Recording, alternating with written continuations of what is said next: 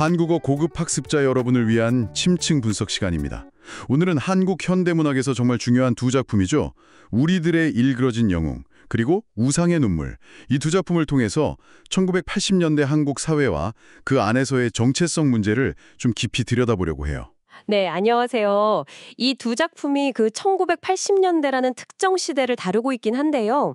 뭐랄까, 그 안에 담긴 권력의 문제라던가 인간 본성에 대한 이야기는 지금 우리에게도 생각할 거리를 많이 던져주거든요. 맞습니다.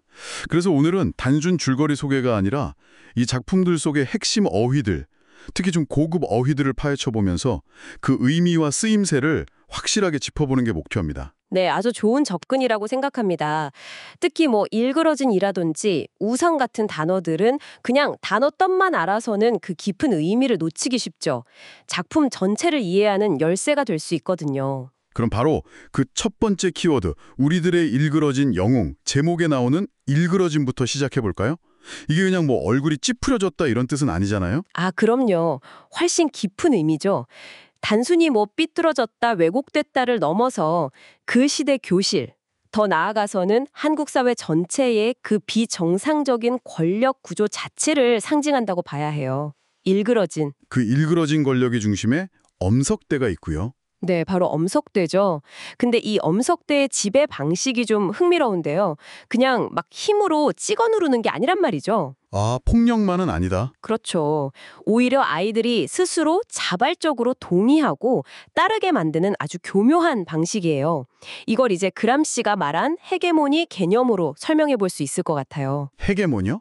아, 그 물리적 힘뿐 아니라 동의를 얻어내는 지배력. 네, 맞습니다. 벌을 주기도 하지만 시험답을 알려준다거나 청소를 연재해준다거나 하면서 아이들 스스로 그 질서 안에 들어오게 만드는 거죠. 그렇게 아이들 위에 군림하는 모습이 그려지죠.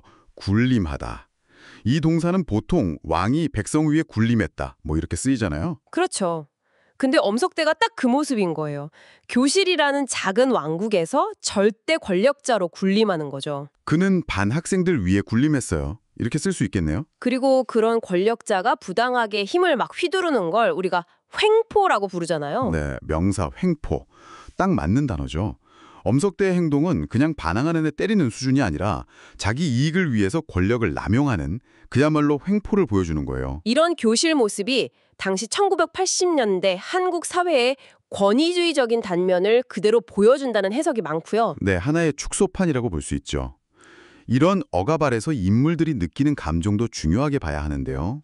전학생 한병태가 다른 아이들의 그 비굴한 모습을 보면서 느꼈던 감정, 역하다. 이게 참 강렬했어요. 아, 그렇죠. 역하다. 그 모습이 역하게 느껴졌어요.처럼 쓰는데 그냥 싫은 정도가 아니라 속이 메스꺼거리고 구역질 날 것 같은 그런 혐오감을 말하는 거잖아요. 네, 그 비굴함에 대한 본능적인 거부감. 그리고 한병태의 저항을 이끄는 또 다른 중요한 감정이 야릇한 치욕감이죠. 아, 이 표현 정말 기가 막힙니다. 야릇한 치욕감? 이게 어떤 감정일까요? 야릇하다는 건 좀 이상하고 묘하다는 거고 치욕감은 수치심, 모욕감이죠. 그러니까 엄석대한테 저항하면서도 동시에 그 엄석대 도움을 받아야 하는 상황에서 느끼는 거예요. 굉장히 복잡하고 불쾌한 감정이죠. 자존심에 상처를 입는 그런 느낌? 아, 그래서 더 치욕스러운 거군요. 도움을 받으니까. 그렇죠. 이와 관련해서 굴종, 굴복, 굴욕 이런 단어들도 좀 구별해 볼 필요가 있어요. 다 비슷해 보이지만 미묘하게 다르거든요. 네, 굴종은 자기 존엄성을 아예 굽히고 들어가는 느낌이고 맞아요. 굴복은 힘에 눌려서 어쩔 수 없이 따르는 거고요. 그 과정에서 느끼는 게 굴욕인 거죠. 형용사로는 비굴하다, 치욕적 이런 말들을 쓰고요. 아이들은 비굴하게 행동했어요 라든지 그건 정말 치욕적인 경험이었어요 처럼요. 네, 이런 어휘들이 다 권력 아래 놓인 약자. 그러니까 피지배자의 내면을 보여주는 중요한 단서들입니다. 피지배자는 지배를 받는 사람을 뜻하는 명사고요. 하지만 한병태도 처음에는 저항하려는 의지, 그 투지가 있었잖아요. 싸우려는 마음. 네, 분명히 있었죠. 그 투지 때문에 엄석대와 완전히 대척하는 관계가 돼요. 대척하다. 두 인물은 서로 대척하는 관계예요. 이렇게 정반대로 맞서는 걸 의미하죠. 그런데 재밌는 건 한병태 마음속에 오히려 적이가 타오르는 순간이 있다는 거예요. 도움을 받으면서도요. 아, 그 부분 정말 심리가 복잡하죠. 적이, 그러니까 적대하는 마음이 타오른다. 불길처럼 확 일어난다는 거잖아요. 도움조차 모욕으로 느껴져서 분노가 더 커지는 거예요. 결국엔 뭐 한병태도 시스템에 적응해 가는데 이게 생존을 위한 선택인지 완전한 굴복인지는 좀 생각해 볼 문제 같아요. 맞습니다. 자, 그럼 이제 우상의 눈물로 넘어가 볼까요? 이 작품은 또 다른 방식으로 권력을 다루는데요. 제목부터가 우상, 의미심장하죠. 우상, 숭배의 대상. 여기선 누가 우상일까요? 최기표 아니면 임형우. 둘 다일 수 있다는 거죠. 최기표는 아주 대놓고 악을 드러내잖아요. 이걸 스스로 악을 표방한다고 말할 수 있어요. 표방하다? 어떤 이념이나 태도를 겉으로 내세우는 거죠. 그는 반항을 표방했어요. 처럼요. 아, 나는 악이다. 이렇게 보여주는 거군요. 그렇죠. 근데 반장 임형우는 완전히 반대예요. 선행, 착한 행동이죠. 그리고 선도, 바른 길로 이끈다는 명분. 이걸로 최기표를 포위해버려요. 그게 어떻게 보면 더 무서운 방식일 수도 있겠네요. 선의의 탈을 쓴 폭력 같은. 네, 최종환 교주 같은 분들은 이걸 선을 이용한 또 다른 형태의 권력 투쟁, 폭력으로 보기도 해요. 집단적인 선행이 최기표에게는 숨막히는 올가미가 되는 거죠.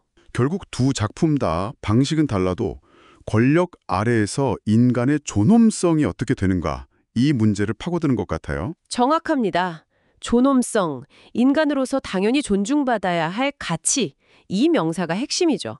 한병태가 지키려 했던 것, 최기표가 짓밟으려 했던 것, 임영우의 전략 속에서 가려졌던 것, 다 이 존엄성의 문제와 연결됩니다. 네, 오늘 우리들의 일그러진 영혼과 우상의 눈물을 통해서 1980년대 한국 사회의 그 일그러진 권력, 또 헤게모니가 어떻게 작동하는지, 그리고 개인이 느끼는 야릇한 치욕감이나 굴종과 저항, 투지, 사회의 갈등 같은 복잡한 문제들을 살펴봤습니다.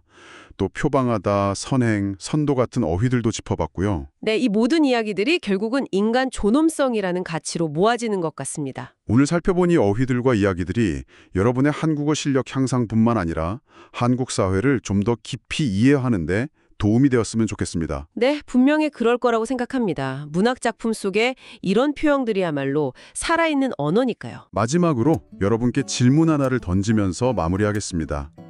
1980년대를 배경으로 한 이 소설들에서 그렇게 치열하게 다뤘던 인간 존엄성의 문제, 과연 오늘날 우리 사회에서는 어떤 모습으로 존재하고 있을까요? 그리고 우리는 그 앞에서 어떤 선택을 하고 했을지 한 번쯤 생각해 보시면 좋겠습니다.